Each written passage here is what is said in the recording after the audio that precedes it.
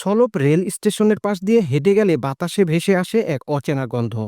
তা কেবল দুধের নয়, তা যেন এক শেকড় স্নিগ্ধ ইতিহাসের সুবাস, যেখানে মিশে আছে 3 প্রজন্মের নিঃশব্দ সাধনা, লোকজ আবেগ আর পুরাতনী মাটির আত্মা। সেই গন্ধ অনুসরণ করলে আপনি এসে পৌঁছাবেন এক অনাড়ম্বর নামের গভীরতর অর্থে সলব দৈঘর।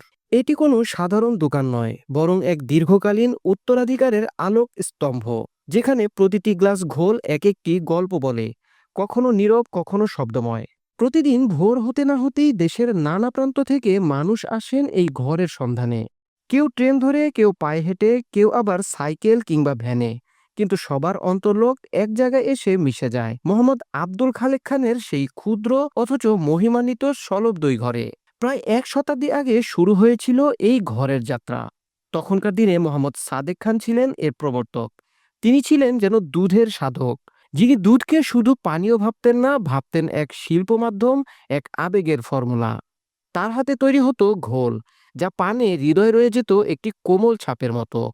পরবর্তীতে তার পুত্র মোহাম্মদ মান্নান খান সেই ধারার উত্তরসূরি হন। আর এখন মোহাম্মদ আব্দুল খালেক খানের হাত ধরে সেই ধারা যেন সময় অতিক্রম করে নতুন শতকে পদার্পণ করেছে দীপ্ত প্রত্যয়ে। সেদিনের হাতে টানা ঘোল আজ আধুনিক যন্ত্রের ছোঁয়ায় তৈরি হয় নিখুঁত মাপে, পরিচ্ছন্ন পরিবেশে।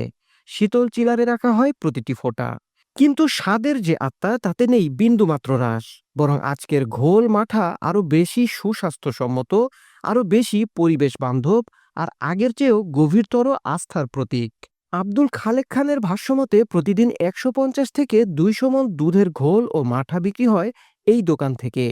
এই সংখ্যাটা নিছক বাণিজ্যিক হিসেব নয়, এক নীরব আত্মপ্রতিজ্ঞার পরিপূর্ণতা, যা গড়ে উঠেছে প্রজন্ম থেকে প্রজন্মে রক্ষিত স্বাদের প্রতি নিখাদ ভালোবাসায়।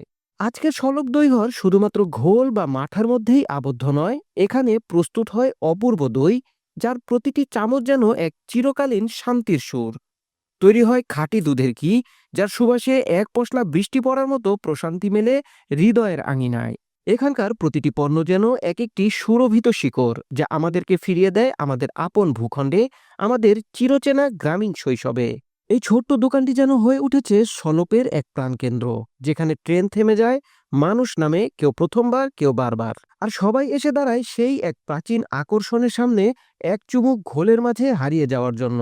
সলব দইঘর কেবল একটি দোকানের নাম নয়, এটি যেন এক দীর্ঘ ইতিহাসের মধুর স্মৃতি। এটি এক শেকড়ের ডাক, এক আস্থার প্রত্নচিহ্ন। এটি এক সাংস্কৃতিক কাব্য, যেখানে প্রতিটি স্বাদ রচে গ্রামীণ বাংলার হৃদয়ের গভীরতম সঙ্গীত। সাত্তার আব্বাসী, সিরাজগঞ্জ প্রতিনিধি, বাংলাদেশ নিউজ টুডে।